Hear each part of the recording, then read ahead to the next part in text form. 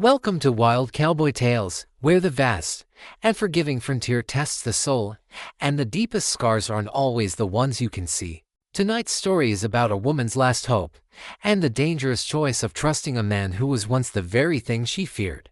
Settle in and listen to the tale of a widow's courage and the stranger who held the key to her salvation, or her ruin. The silence was the loudest thing on the Harper Ranch. It was a heavy, oppressive thing, a constant echo of the gunshot that had shattered Rose Harper's world 6 weeks ago. It lingered in the corners of the small, sturdy cabin her husband, John, had built with his own hands.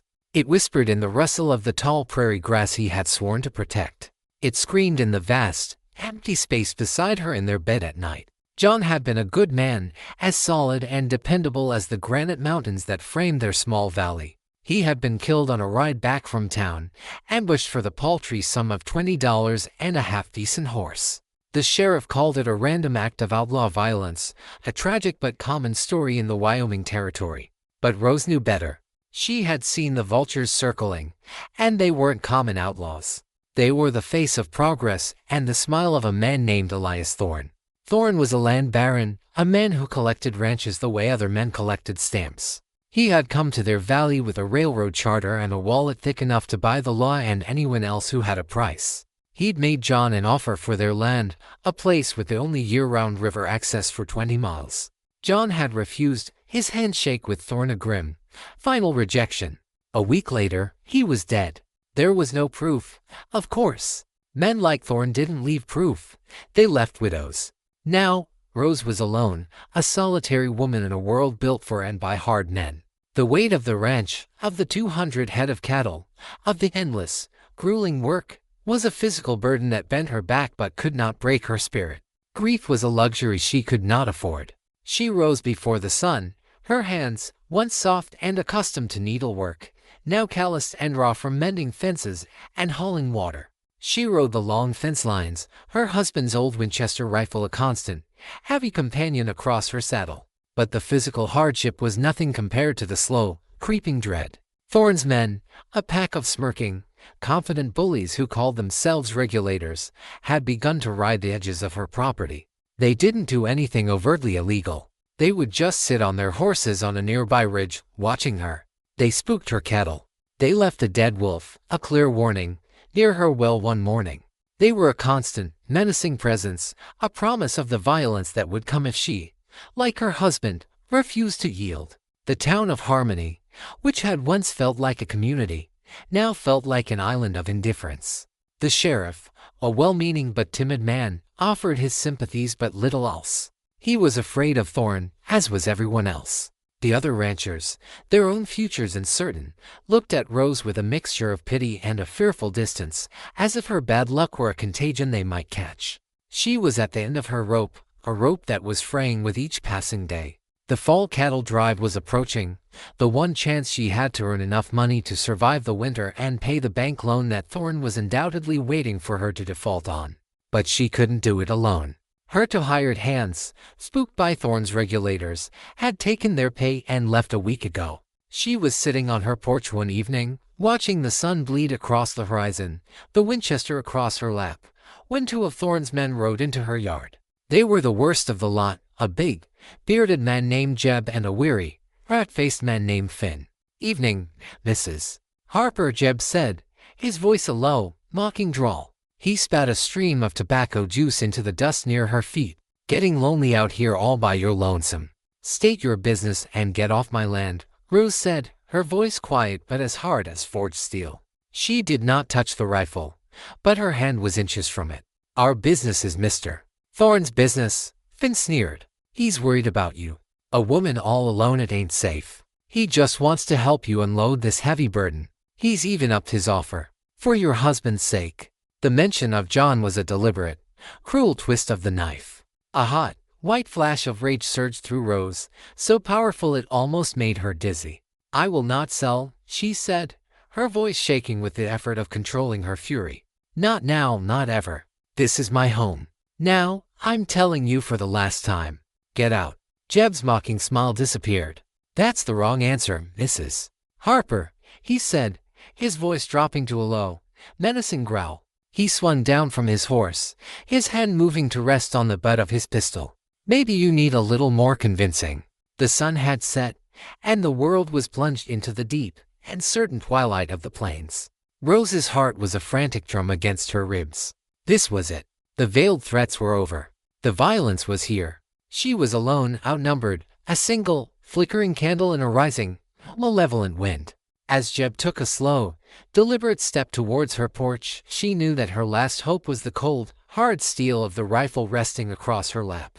It was not enough. She knew it was not enough. Just as Jeb's boot hit the first step of the porch, a voice, low and calm as the quiet before a storm, drifted out of the encroaching darkness. "I'd take that foot back, if I were you." Jeb and Finn spun around, their hands instinctively going for their guns. Rose jolted, her head snapping up, her eyes straining to pierce the twilight. A figure had emerged from the shadows of the barn, a man who moved with a silent, fluid grace that was more like a predator than a person. He was a tall man, lean and broad-shouldered, dressed in dusty, trail-worn clothes. The brim of his hat was pulled low, obscuring his face in shadow, but the setting sun glinted off the silver conchos of his gun belt and the worn, dark steel of the Colt Peacemaker strapped to his hip. He didn't have his hand on his gun. It just rested there, a natural extension of his arm, a part of him. "Who the hell are you?" Finn snarled, his fear making him reckless. "Just a man passing through," the stranger said, his voice a low, gravelly rumble that seemed to vibrate in the still air. He took a slow, deliberate step forward, into the dying light. Rose could see his face now. It was a hard face, all sharp angles and lean planes, shadowed by a dark stubble. But it was his eyes that held her. They were the color of a stormy sky, and they held a deep, weary stillness, the eyes of a man who had seen too much and feared too little. "This ain't your business, stranger," Jeb growled, his hand tightening on his pistol. "Ride on." "This man is threatening a woman on her own property," the stranger said, his voice still unnervingly calm. "Out here, that's everybody's business." He looked at Rose, a quick, assessing glance. "Unless the lady tells me otherwise." Rose was frozen, caught between the two thugs in front of her and the dangerous, unknown man behind them. But there was a quiet confidence in the stranger, a stillness that was the very opposite of the bully's loud bravado. She had no reason to trust him, but in that moment, he was the only thing standing between her and whatever Jeb and Finn had planned. "He is not welcome here," Rose said, her voice finding its strength. The stranger nodded, a single, almost imperceptible gesture. "You heard the lady," he said to Jeb. "Time to go." Jeb laughed, a short, ugly sound. "You and what army, friend?" He started to draw his gun. He was fast, but the stranger was something else entirely. He was not fast, he was instant. There was no discernible motion, no blur of a hand. One moment, the Colt was in his holster. The next, it was in his hand, cocked, and aimed squarely at Jeb's chest. The sound of the hammer being pulled back was a loud, final click in the sudden, ringing silence. Jeb froze, his own gun only halfway out of its holster, his face a mask of shocked disbelief. Finn, who had been about to draw his own weapon, looked as if he'd been turned to stone. "I only say things once," the stranger said, his voice a low, deadly whisper. "Get on your horses." And right away, the two thugs, their bravado completely evaporated in the face of this sudden, lethal reality, scrambled back to their horses. They didn't look back. They kicked their mounts into a gallop and disappeared into the darkness, a pair of bullies who had finally met something they couldn't intimidate. The silence returned, but it was a different kind of silence now. The oppressive, fearful quiet had been replaced by a new, tense, and deeply uncertain stillness. Rose looked at the stranger, who now slowly, deliberately, and cocked his pistol and slid it back into its holster. He was a protector, but he was also a killer. He had just saved her, but he had also brought a new, more unpredictable kind of danger to her doorstep. He turned and looked at her, his stormy eyes unreadable in the gathering darkness. "Ma'am," he said, his voice losing its hard edge, becoming softer, almost gentle. He gestured to the well. "My horse is thirsty. I was wondering if I could trouble you for some water.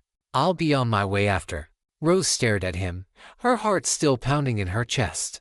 Her rescuer was a gunslinger, a man whose speed and deadly proficiency spoke of a dark, violent past.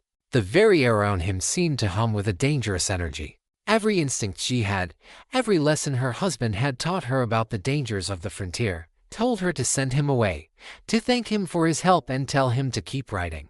But as she looked at his face, she saw something beyond the hard, dangerous exterior. She saw weariness, a deep, profound loneliness that echoed her own. He had appeared in her most desperate hour, a dark angel in the twilight. To turn him away would be to throw herself back into the waiting arms of her fear. "The water is freely given," she said, her voice quiet, but steady. "And if you're hungry, I have a pot of stew on the stove. It's not much, but you're welcome to share it." It was a reckless, desperate invitation, a gamble on a man she knew nothing about. But she was a woman living on borrowed time, and she knew, with a certainty that was as frightening as it was liberating, that she could no longer afford to play it safe. Her last hope, it seemed, had just ridden out of the darkness, and he carried the past of a killer in his eyes.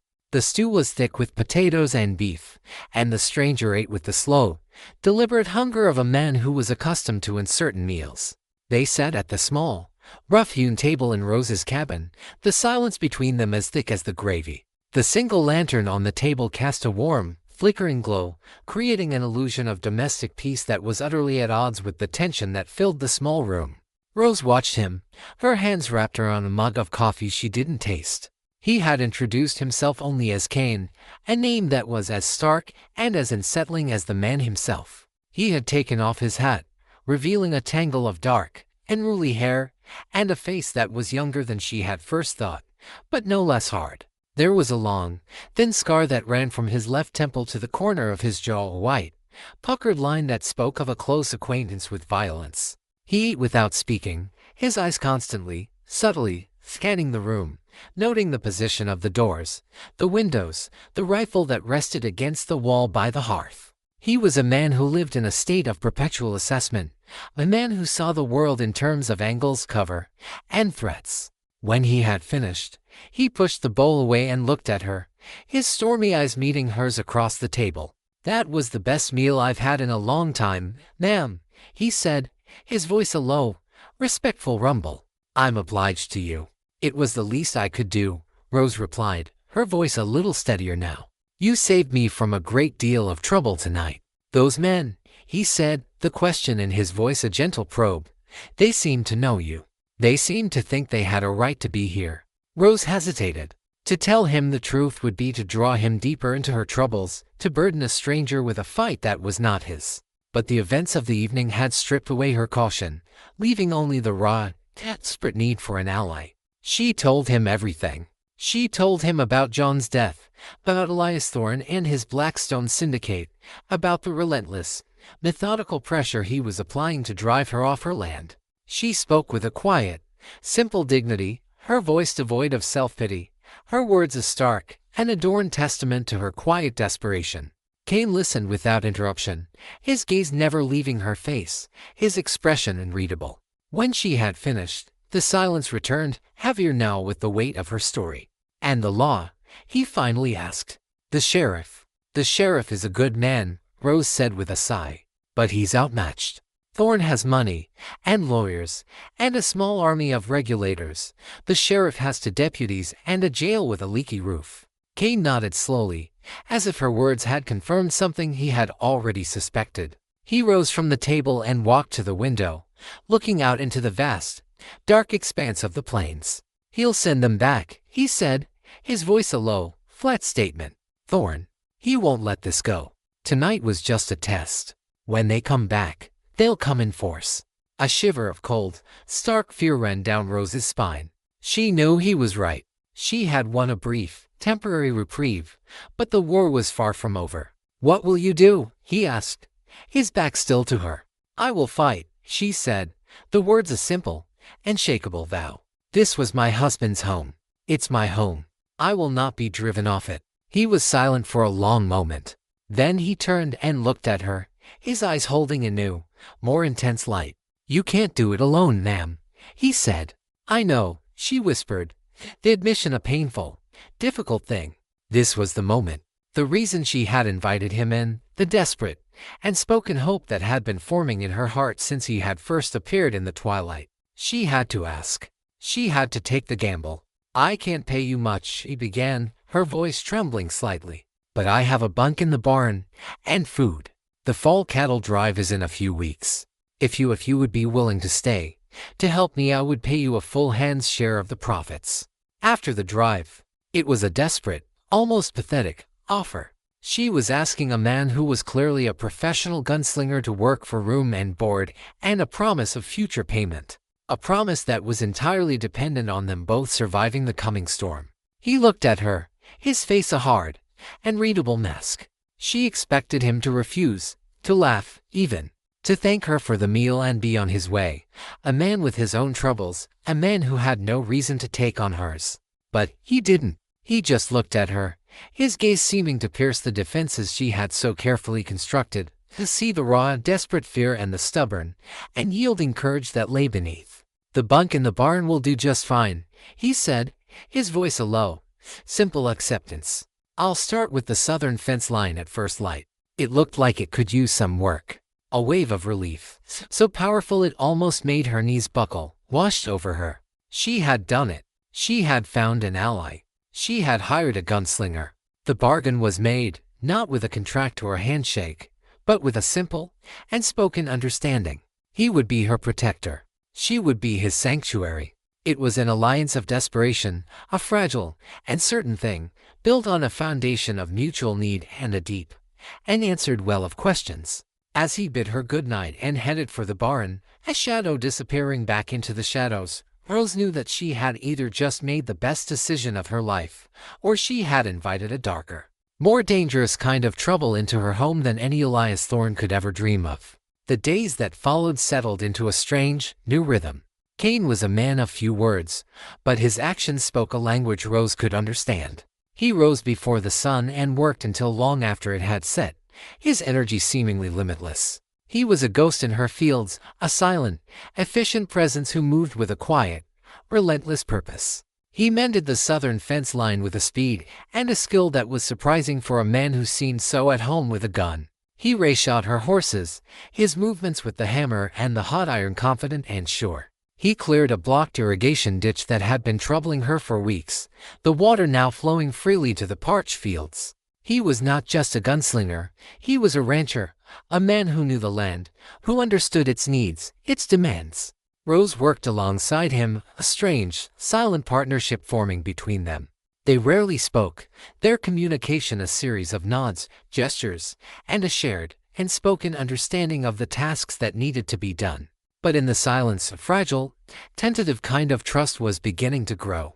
She saw the way he was gentle with the horses, the quiet satisfaction he took in a well-mended fence. She saw a man who was, perhaps, trying to build something, rather than just tear it down.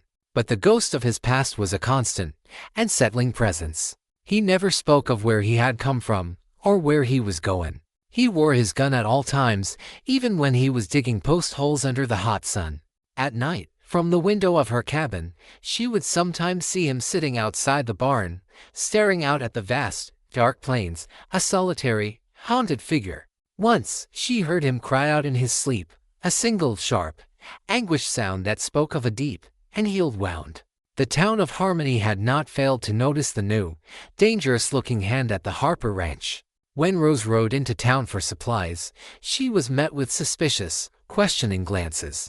The sheriff, a man named Brody, stopped her in the street, his face a mask of a deep, paternalistic concern. "Rose," he said, his voice a low, worried rumble, "people are talking about the man you've hired. He's a rough-looking customer. Do you know anything about him?" "I know that he is a hard worker, and that he is a good man," Rose replied, the words a defense of Cain that surprised even herself. "A good man who is never without his gun," Brody countered. "I ran a check on his description with the territorial marshals. There's a man who matches it, a man with a reputation. They call him the Ghost of Cimarron. He was a part of the infamous Black Creek Gang. He's wanted for robbery and for murder." The words hit Rose like a physical blow. A murderer. The fear she had been so carefully suppressing rose up in her, cold and sharp. She had known he had a dark past, but this was a past that was stained with blood. She returned to the ranch, her mind a whirlwind of fear and doubt. Cain was in the corral, breaking a young, spirited colt. She watched him, saw his patience, his quiet confidence, the way he calmed the frightened animal not with force, but with a gentle, steady hand. It was impossible to reconcile this man with the cold-blooded killer the sheriff had described.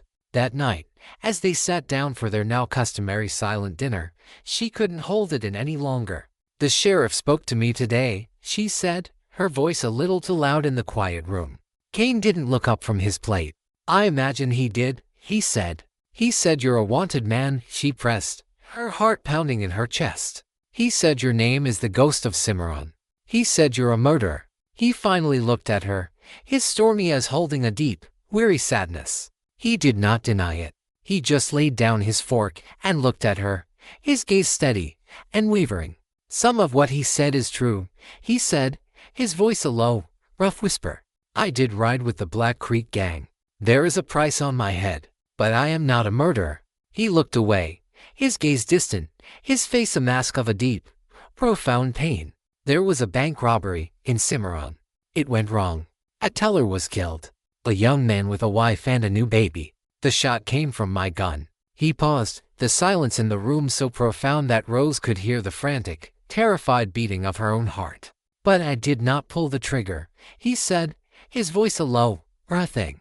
"The leader of our gang, a man named Marcus Thorne, he was standing behind me. He saw the law closing in. He panicked. He fired his own gun, and at the same time, he slammed his hand into my back. My gun went off. An accident. But he was the only one who saw it.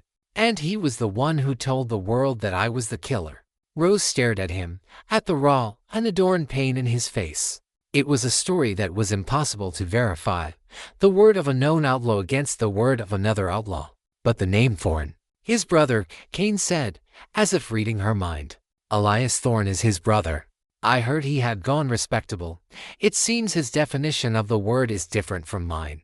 The world seemed to shrink, the vast, impersonal threat against her ranch suddenly becoming a small, personal, and deeply interconnected story of betrayal and revenge.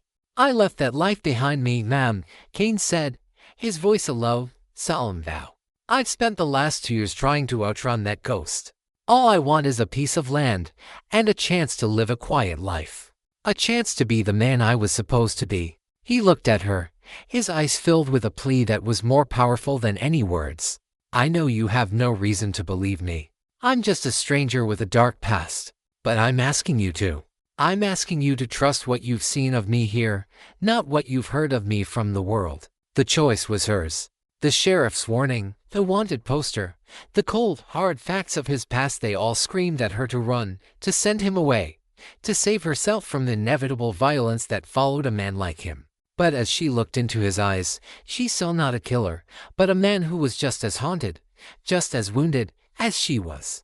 They were two ghosts in a way, both trying to outrun the shadows of their pasts. "The fence on the northern range needs mending tomorrow," she said, her voice quiet, but firm. It was not a declaration of trust. It was not a statement of belief. But it was enough. It was a choice to wait, to watch, to give the ghost in her fields a chance to prove that he was not the monster the world believed him to be. The fragile alliance had been tested, and for now, it had held. But the shadow of Cimarron was a long one, and Rose knew, with a certainty that chilled her to the bone, that it would not be the last test they would have to face.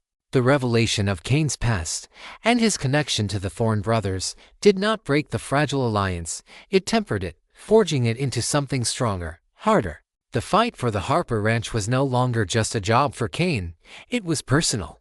And for Rose, the man in her barn was no longer just a hired gun, he was a fellow victim, a man who understood the shape of the evil she was fighting. A new, deeper, and more dangerous bond began to form between them, an unspoken understanding that they were in this together, to the bitter end. They knew that Elias Thorne would not wait for the law, or for the bank, to do his dirty work. He was a man of action, and their defiance had made him impatient. The attack, they both knew, was coming soon. The ranch became a fortress. Under Cain's quiet, expert guidance, they began to prepare for a siege. They boarded up the lower windows of the cabin, leaving only small, reinforced firing slits. They dug a trench around the porch, creating a fortified line of defense. They moved a large water trough to the side of the house, providing both a source of water and a solid piece of cover. Every action was a quiet testament to Cain's dark, hard-won knowledge. He showed Rose how to create overlapping fields of fire, how to use the terrain to their advantage, how to anticipate an enemy's moves. He was a master of a grim, deadly art, and she was a grim, determined student. The work was hard, relentless, but it was a shared purpose, and in it, they found a strange kind of solace. The long, silent days were now filled with the sounds of hammers and saws, the quiet, focused language of two people preparing for war. In the evenings, they would sit at her table, a map of the ranch spread out between them, their heads bent together in the lamplight, two generals planning a campaign. During these quiet moments, the walls between them began to crumble. He told her stories, not of his time as an outlaw, but of his life before, of a childhood on a small farm in Ohio, of a dream of heading west to build something of his own. And she, in turn, told him about John, about their dreams for the ranch, about the deep, quiet love they had shared. They were two lonely, wounded souls finding a fragile, tentative comfort in the sharing of their scars. But the shadow of the outside world was a constant, encroaching presence. One afternoon, a rider approached the ranch. It was not one of Thorne's men. It was a young, earnest deputy from the town, his face pale with a new, urgent fear. "Mrs. Harper," he said, his voice a nervous, high-pitched squeak, "Sheriff Brody sent me. There's a new wanted poster.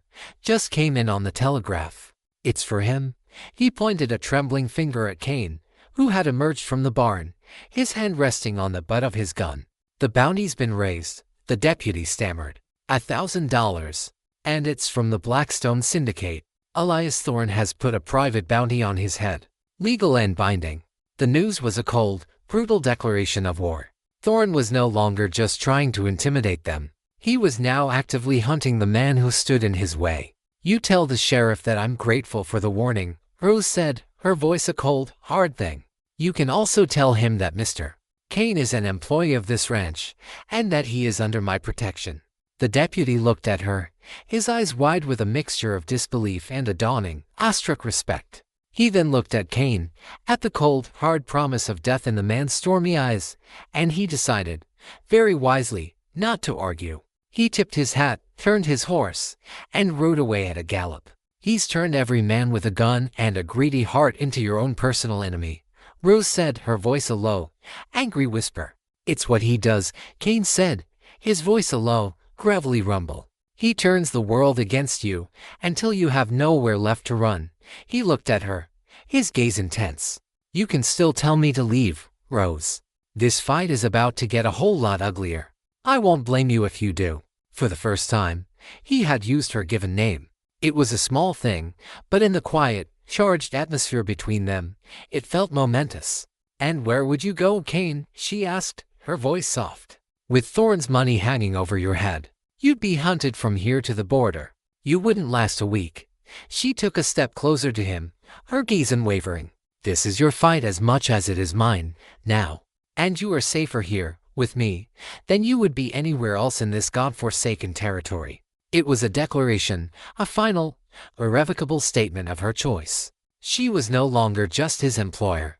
She was his ally, his partner, his only sanctuary in a world that wanted him dead. That night, the first of the bounty hunters came. They were amateurs, 3 of them, drawn by the lure of easy money. They tried to sneak up on the ranch under the cover of darkness, their movements clumsy, their confidence born of a foolish, misplaced arrogance. They walked right into the deadfall trap that Cain had set at the edge of the woods, a heavy log that crashed down, not to kill, but to maim, and to announce their presence. In the ensuing chaos, Cain was a phantom, a force of pure, controlled violence. He moved through the darkness with a silent, deadly grace, his cold a whisper of death. He did not kill them. He disarmed them, disabled them, his shots aimed with a surgical precision at their hands, their knees. He left them broken, terrified, and alive, a message to any others who might be foolish enough to try to collect on Thorne's bounty. As the sun rose, they were gone, having dragged themselves away in the night, leaving behind a trail of blood and a new, more terrifying legend about the ghost who guarded the Harper Ranch. Rose had watched the entire, brutal affair from the window of her cabin, her heart a wild, frantic drum in her chest. She had seen the dark, deadly efficiency of the man she had placed her trust in. He was a protector, but he was also a killer. And as he walked back towards the barn, his face a hard, unreadable mask in the cold morning light, she knew that the siege had truly begun. The war was no longer at their doorstep. It was in their home. The failed attempt by the bounty hunters bought them a brief and easy peace. The story of their brutal, efficient dispatching at the hands of a single, spectral gunman spread through the territory like a virus. And the lure of Thorne's $1,000 was suddenly tempered by a new, healthier respect for the risks involved. For a time, the nightly vigils were quiet, the sense of being watched receded, and a semblance of normalcy returned to the Harper Ranch. It was a false calm, a deep breath before a final, desperate plunge, and both Rose and Kane knew it. They used the time wisely, their preparations for the inevitable assault becoming a steady, familiar routine. The rhythm of their days was a strange, domestic counterpoint to the violent purpose that underpinned it. They would rise before dawn, share a silent breakfast, and then work, side by side, their shared labor a language that was more eloquent than any words.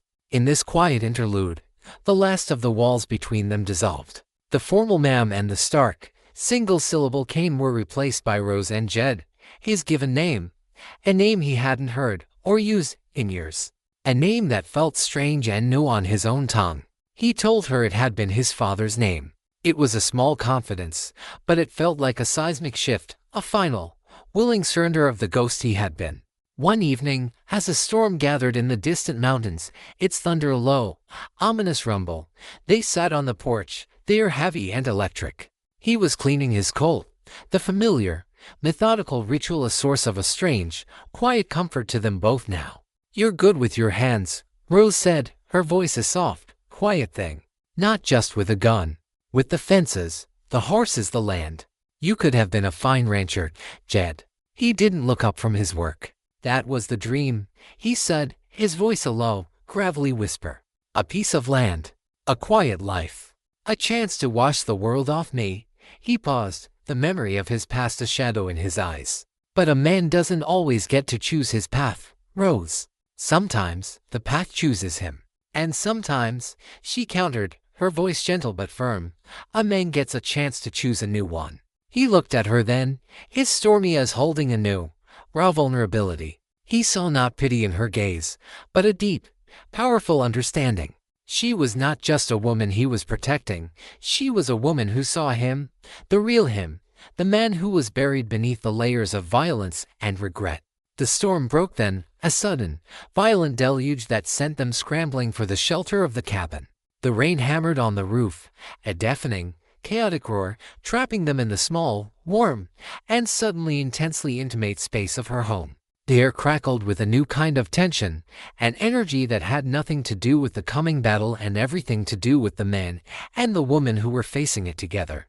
Unspoken feelings that had been growing between them, in the shared labor, in the quiet conversations, in the long, watchful nights, were now impossible to ignore. He stood by the hearth, the firelight casting a warm, flickering glow on his hard, angular face. She stood by the table, her heart a wild, frantic thing, a storm within the storm.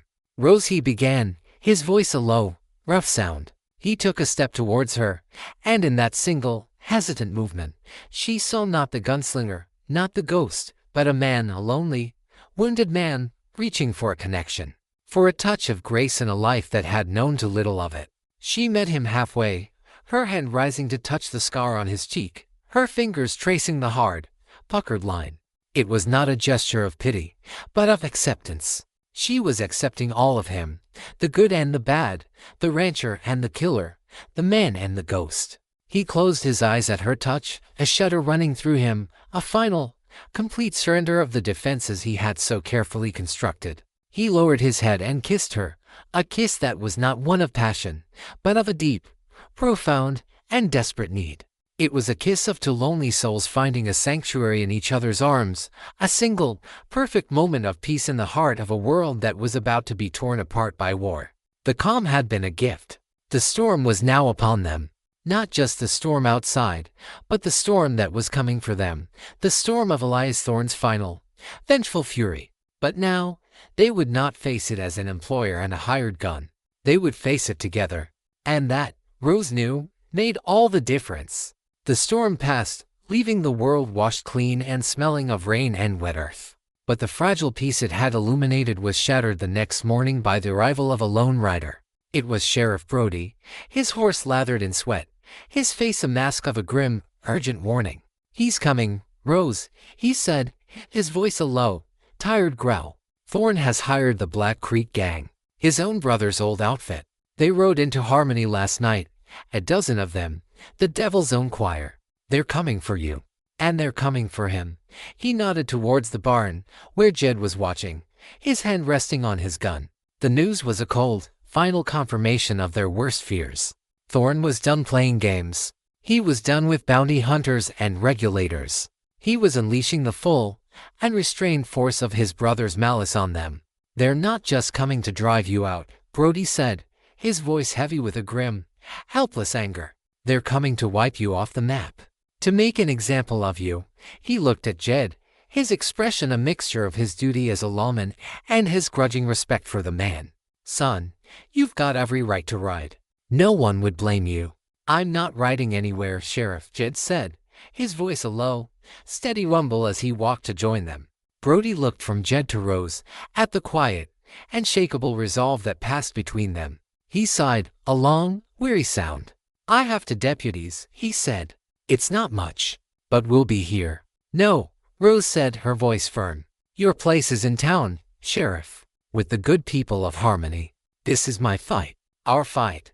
She looked at Jed, a silent, powerful statement of their new, unbreakable alliance.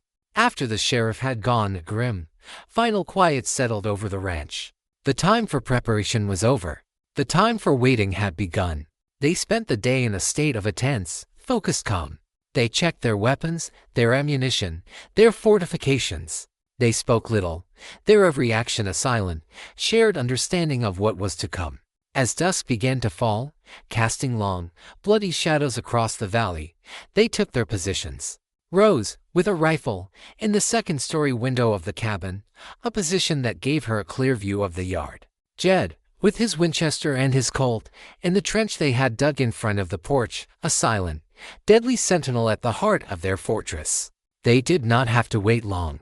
They came not with a stealthy, creeping advance, but with the arrogant, confident swagger of men who believed the fight was already won.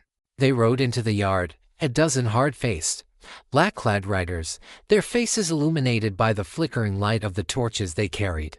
They were a vision from a nightmare, the physical embodiment of the dark, violent past that Jed had tried so desperately to escape. And at their head, on a magnificent, black stallion, was a man who was the mirror image of his brother, Marcus Thorne. He had the same cold, cruel eyes, the same thin, merciless smile. "Cain," he called out, his voice a smooth, confident purr that carried across the silent yard. "Or should I say, Jedediah? I heard you'd found yourself a little piece of heaven out here. I've come to bring you back to hell." Jed did not answer. He just watched, his Winchester a steady, heavy weight in his hands. "My brother is a man of business," Marcus continued, his voice dripping with a mock civility. "He offered you a fair price. But you, and this stubborn little widow, you chose to be difficult. And now you will pay a different kind of price." He raised his hand, a silent signal to his men. They dismounted, spreading out, forming a half-circle around the cabin, their rifles held at the ready. "The woman lives," Marcus commanded, his voice a low, final order. "But I want him. I want the ghost of Cimarron. And I want this place burned to the ground." The siege had begun. The final, desperate battle for the Harper Ranch, for the future, for a fragile, hard-won hope, was about to be fought in a storm of fire and lead. Rose looked down from her window at the lone figure in the trench below, her heart a wild, frantic prayer. He was one man against a dozen. But he was not just any man. He was the ghost. And the devil's own fury was about to find out what happened when a ghost decided to fight back. The night exploded. Marcus Thorne gave a sharp, almost casual, flick of his wrist, and the world dissolved into a maelstrom of sound and fury. A dozen rifles opened up at once, their combined roar a physical, concussive blow. The front of the cabin was shredded in a hail of lead, wood splintering, windows shattering, the carefully constructed fortress suddenly feeling as fragile as a house of cards. Rose was thrown back from the window as the frame disintegrated around her, a shower of glass and wood shards raining down. She hit the floor hard, her ears ringing, her heart hammering against her ribs. For a terrifying moment, she was paralyzed, the sheer, overwhelming violence of the assault threatening to swallow her whole. But then she heard it, a sound that cut through the chaos, a sound that was both familiar and terrifyingly new. It was the deep, authoritative bark of Jed's Winchester, a steady, rhythmic counterpoint to the wild, and discriminate firing of the Black Creek Gang. She crawled back to the window, peering through a jagged hole in the shattered frame. The yard was a chaotic canvas of flashing gunfire and swirling smoke from the Outlaws' torches. And in the center of it all, in the shallow trench that was his only cover, was Jed. He was not a man anymore. He was a machine, a creature of pure, deadly efficiency. He would rise, fire a single, carefully aimed shot, and then drop back into cover, his movements economical, precise, utterly without panic. He was not just returning fire. He was conducting a symphony of death. With every crack of his rifle, one of the outlaws would cry out, would stumble, would fall. He was a ghost, a phantom in the smoke, and the Black Creek Gang, who had expected to face a terrified rancher, had run headlong into a legend. Their confident, disciplined assault began to falter, their fire becoming more sporadic, more panicked. They had him outnumbered, but he had them outclassed. Rose felt a surge of something, a feeling that was not fear, but a cold, fierce, and utterly focused rage. This was her home they were destroying. This was her life they were trying to take. This was her partner they were trying to kill. She pushed the barrel of her own rifle through the shattered window frame, took a deep breath to steady her shaking hands, and she began to fight back. She was not the marksman that Jed was, but she was a steady shot. And she knew the layout of her own yard better than anyone. She picked a target, a man who was trying to creep around the side of the barn, and she fired. The recoil slammed the butt of the rifle into her shoulder, a brutal, painful shock. But she saw the man jolt, cry out, and dive for cover, clutching at his arm. A small, fierce surge of triumph shot through her. She was not a victim. She was a defender. The battle became a duet. The deep, powerful voice of Jed's Winchester from the trench, and the higher, sharper crack of Rose's rifle from the window. They were a team, two-person army holding back the forces of a dark, violent night. Marcus Thorne, watching his men being picked apart by an unseen sniper in the house and a ghost in the yard, let out a roar of pure, frustrated fury. "Burn it," he screamed, his voice a raw, animalistic thing. "Burn the whole damn place to the ground." Two of his men, who had been holding back, now ran forward, torches held high. They were heading for the barn, its dry, hay-filled interior a perfect tinderbox. Jed saw them coming. He dropped one of them with a quick, clean shot from his Winchester. But the other one was too close, shielded by the corner of the barn. He was about to toss the torch onto the roof. The Winchester was empty. Jed dropped it, his hand a blur as he drew his Colt. But the range was long for a pistol, the light uncertain. And then a new sound joined the cacophony of the battle. The thunder of hoofbeats and a series of sharp, authoritative gunshots from the darkness behind the outlaws. Sheriff Brody and his two deputies had come. They rode into the yard like avenging angels, their pistols blazing, a small, desperate cavalry charge that was as shocking as it was unexpected. The outlaws, who had been focused on the cabin, were caught completely by surprise, their battle lines thrown into chaos. The man with the torch, startled by the sudden attack from his rear, hesitated for a fraction of a second. It was all the time Jed needed. His Colt barked once, and the man crumpled to the ground, the torch falling harmlessly into a puddle of water. The tide had turned, but the battle was not yet over. The Black Creek Gang, though surprised, were seasoned killers. They recovered quickly, turning to face this new threat. A wild, chaotic, close-quarters gunfight erupted in the center of the yard, a maelstrom of noise, confusion, and sudden, brutal death. Rose, from her vantage point, could only watch in horror as the small, desperate battle unfolded below her. It was a swirling, confused mass of men and horses, of flashing guns and desperate, shouted curses. It was a storm of fire and lead, and at its heart, fighting with a cold, deadly grace, was the man who had her heart, her hope, and her future in his hands.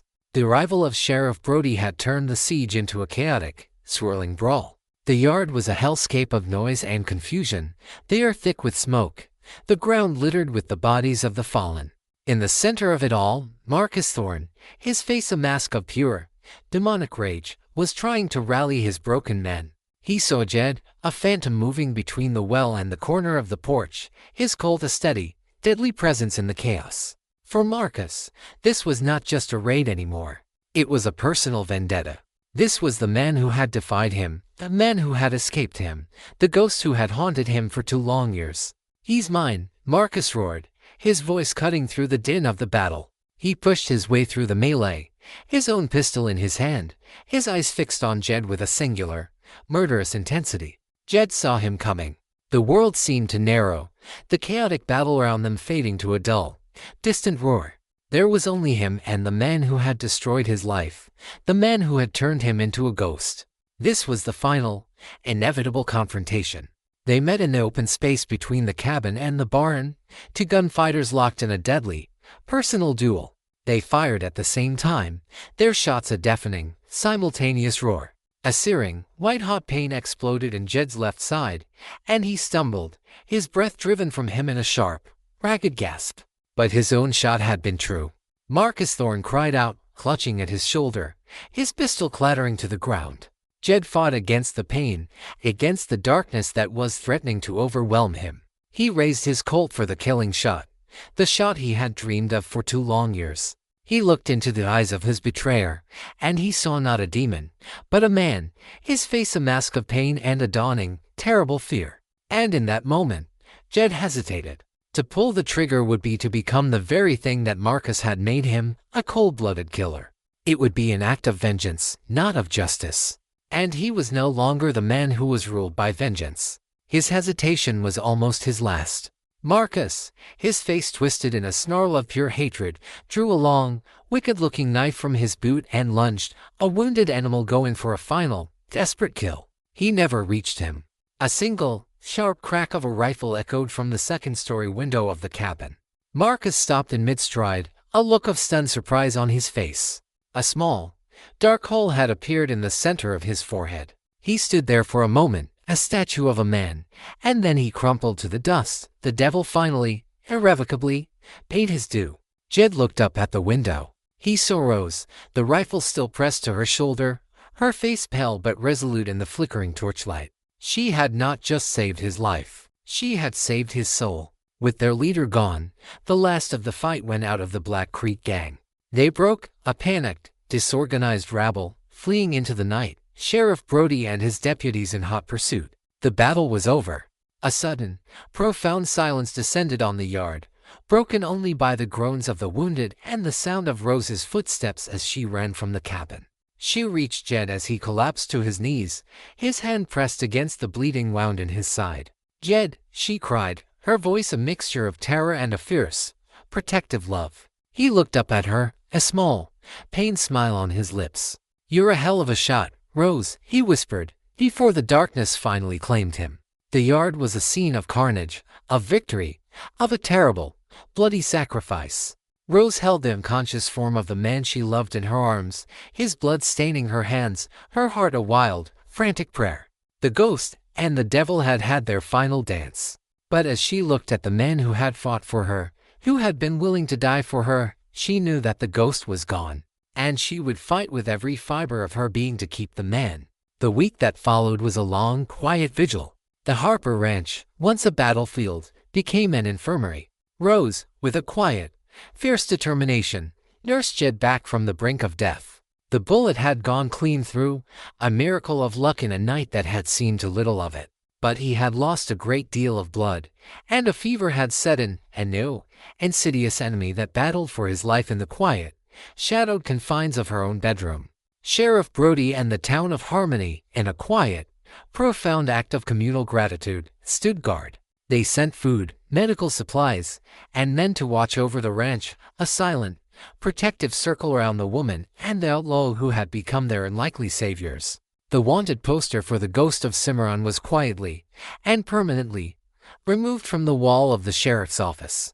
During the long, quiet nights, as she sat by his bedside, bathing his feverish brow, Rose had time to think. The world she had known, a world of black and white certainties, of good men and bad, was gone forever. In its place was a world of complex, challenging shades of gray, a world where a man with a dark past could be a hero, where a woman's last hope could be found in the most unexpected of places. She had fallen in love with him. She knew that now. She had fallen in love with the quiet, gentle strength of the rancher, and with the fierce, protective loyalty of the gunslinger. She had fallen in love with the man, all of him, the ghost and the survivor, the sinner and the saint. On the seventh day, the fever broke. He woke to find her asleep in a chair beside his bed, her hand resting on his. He looked at her, at the exhaustion etched on her face, and a powerful, overwhelming emotion that was more terrifying than any gunfight, filled his heart. It was love, a feeling he had thought was lost to him forever. When she woke, she found him watching her, his stormy eyes clear and filled with a light she had never seen before. "Rose," he whispered, his voice weak but steady. "You're back," she said, her voice thick with a relief so profound it was a physical thing. "Thanks to you," he said. "You saved me, in more ways than one." The future was an unspoken question that hung in the air between them. The immediate threat was gone, but the world was still a hard and forgiving place. He was still a man with a past. She was still a woman with a ranch to run. "What will you do now, Jed?" she asked, her voice a quiet, fearful whisper. He reached out and took her hand, his grip surprisingly strong. "I once told you that all I ever wanted was a piece of land and a quiet life," he said, his gaze unwavering. I think I've found it. If you'll have me." It was not a grand, poetic proposal. It was a simple, humble question, the question of a man who had been to hell and back, and who was now, for the first time, daring to hope for heaven. Tears, hot and joyful, streamed down Rose's face. "There's a fence on the northern range that still needs mending," she said, her voice breaking with a sob and a laugh. It was her answer. It was their new beginning. The West was still a wild, dangerous place. The scars of their pasts would never fully fade. But as the sun streamed through the window of the small cabin, illuminating the man and the woman who had found each other in the heart of a storm, a new day was dawning on the Harper Ranch. It was a dawn built not on the absence of fear, but on the presence of a hard-won, tested, and unbreakable trust. The widow's last hope had not been a stranger with a dark past. It had been the courage to believe in the man he had become. And in that belief, they had both, finally, found their way home.